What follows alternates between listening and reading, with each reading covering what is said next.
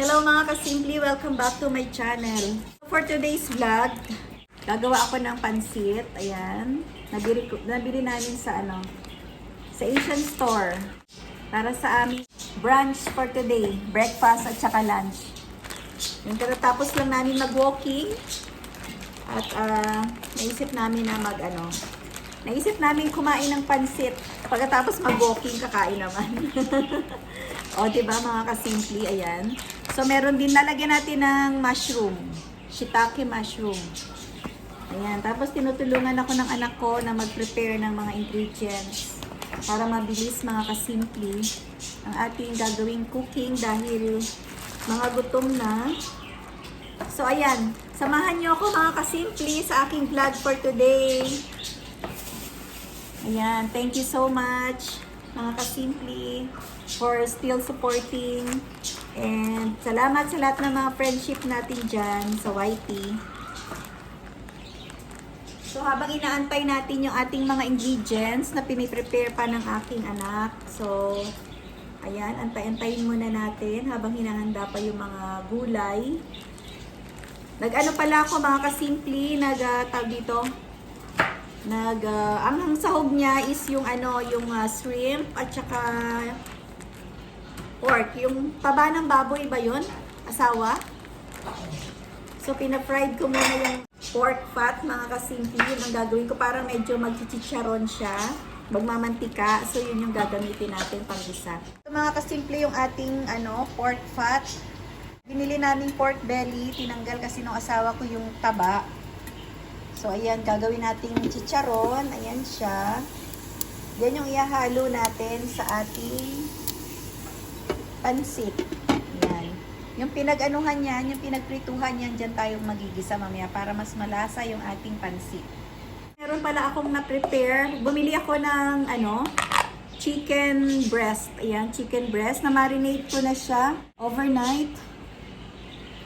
Ayan, so iba-barbecue natin to. So, minarinate ko na siya sa paprika, black pepper, salt, ayan, konting sugar, soy sauce, yan, tsaka nilagyan ko ng konting vinegar. Yan, tsaka may barbecue sauce siya. Kasi ang plano ko dito is i-grill ko siya or iba-barbecue ko siya mga kasimple. So, ito yung magiging partner natin para sa ating pansit. Malapit na tayong matapos sa ating pag-prepare ng mga ingredients para mag-start na tayong mag-cook. Yan mga kasimple yung ating i-grill na natin habang nag-prepare tayo ng ating mga lulutuin sa ating fresh noodles. I-grill ko na itong chicken. So, na-preheat ko na yung oven. So, i-grill na natin to para halos sabay lang silang maluto. Ayan.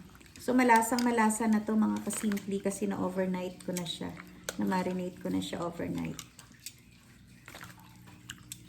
Ayan. I-ano lang natin.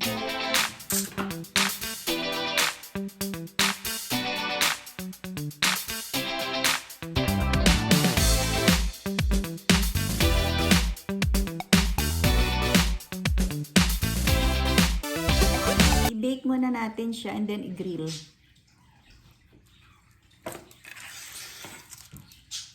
Okay.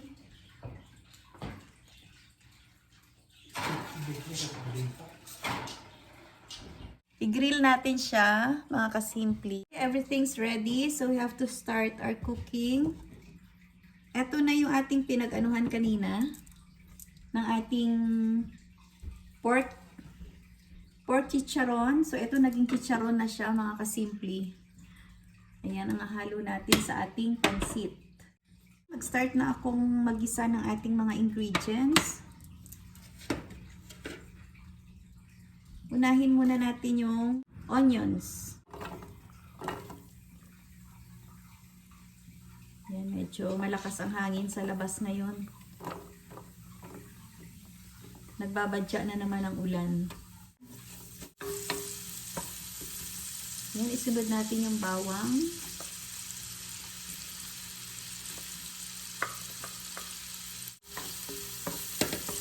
Matagal-tagal na rin akong hindi nakakapagluto.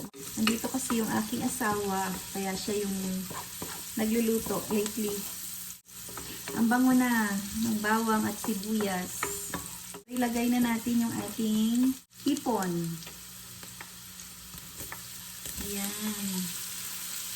Susunod natin yung iba pang ingredients. Okay na itong ating hipon. Isunod natin mga kasimple itong ating chicharon. Then, pwede na natin ilagay mga kasimple yung ating mga gulay.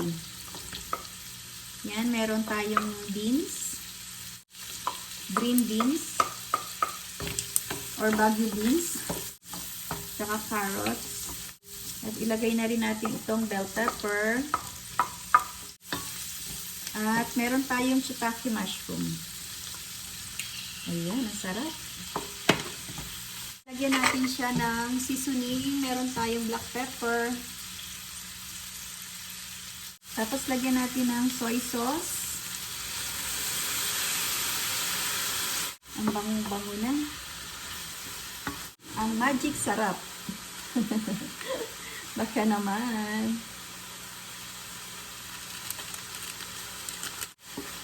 Looks yummy. Masarap kasi pagka maraming gulay, 'di ba? So, hindi natin masyadong i-overcook yung mga veggies natin kasi masarap yung medyo crunchy lang siya. So, ilagay na rin natin ito, yung ating pollo. And then, lalagyan ko siya ng water. Ng 1 cup water. Isa pa mga kasimple. Kasi baka matuyuan yung ating noodles. Yan, let it simmer for a few minutes bago natin ilagay yung ating noodles. Tikman na natin kung tama lang yung kanyang timpla. Medyo matabang. Lagyan natin ng konti pang soy sauce. Okay.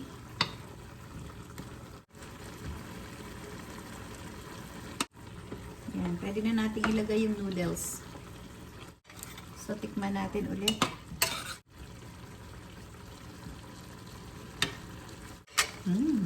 Harap. So, lagay na natin yung ating yakisoba noodles.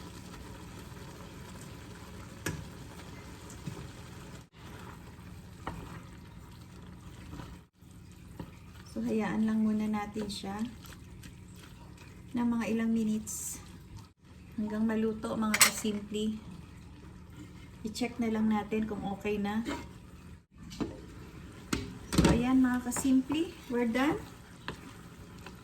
Kasi luto na rin tong ating noodles, hindi siya pwedeng malata. So, I think this is good.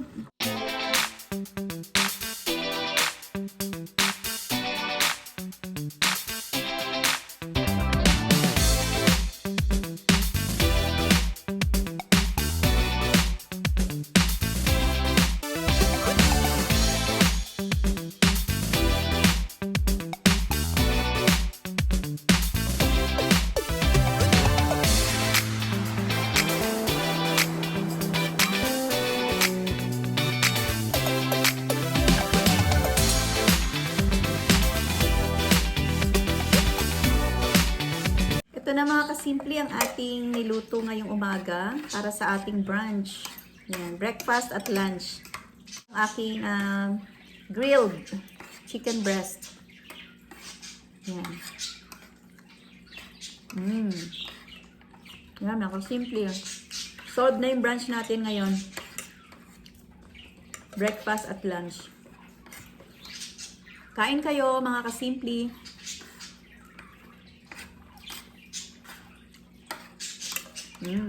Sarap.